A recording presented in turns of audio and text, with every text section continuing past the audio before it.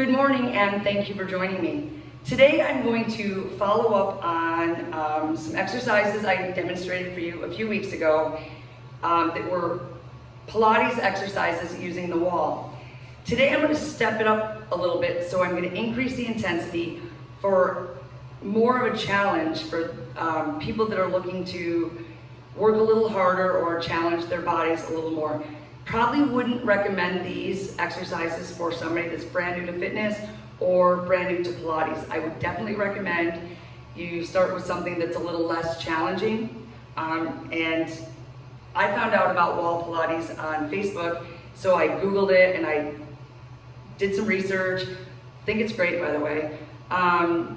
So you could do the same. So if this isn't what you're looking for, or it's maybe a little bit too challenging, reach out to me, actually, befitforlife73@gmail.com. You will see that again later on. It'll have it at the bottom, so you can write that down. And I can show you other exercises that are more of a beginner stage for anyone that's interested. So I'm going to start with a wall sit. So I'm going to make sure that my back is against the wall. I'm going to step my feet out and then sit down so that I'm in that my knees are bent in a 90-degree angle. A couple things that you want to make sure of. You want your knees not to be over your toes. So you want your knees to be in a straight line with your ankle. You can't see my ankles right now, but I can assure you that they're in a straight line. So from here, you can hold this position. Right now it's decently comfortable. Clearly, the longer I sit here, the more uncomfortable I'm going to get. I can feel this right through my quadriceps. For this next exercise, I'm going to straighten and then rebend my knees. I'm going to anchor myself to the wall, and I do not have shoes on. I started this exercise with socks, but I was slipping all over the place. So I'm really gonna make sure that my right leg is pushed into the floor, and I'm gonna extend and lower, and I'm gonna switch, alternating legs. And I'm going to tell you, you can really feel this in your quadriceps. So that clearly is working your quadricep muscles, your glutes are tight, your belly button is pulled in tight to your spine. My legs are starting to shake. So now I really want to focus on my obliques. So I'm going to take my hands, place them behind my head, and I'm going to slide on the wall to one side. I can really feel it pulling here. And then using my core strength, I'm going to pull myself back up. And I'll slide and then pull myself up. Slide and pull. And then slide and pull.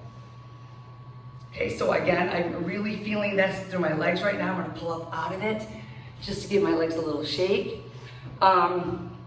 We also can, now my legs are straight and at an angle, and I'm gonna do that same leg lift, and this will be a little bit less challenging, just because all of the concentration isn't on my quadriceps at this point. So keeping your belly button pulled in tight to your spine. I might not need to anchor to the wall quite as much, but I'm gonna lift and lower. Lift with a pointed toe and lower. From here, you can also lift and do circles. And that's gonna pull in your lower abdominals a little bit, really working your core. And you would go, both directions with those circles. Again, remember to keep that belly button pulled in tight to your spine. I can pull my knees in,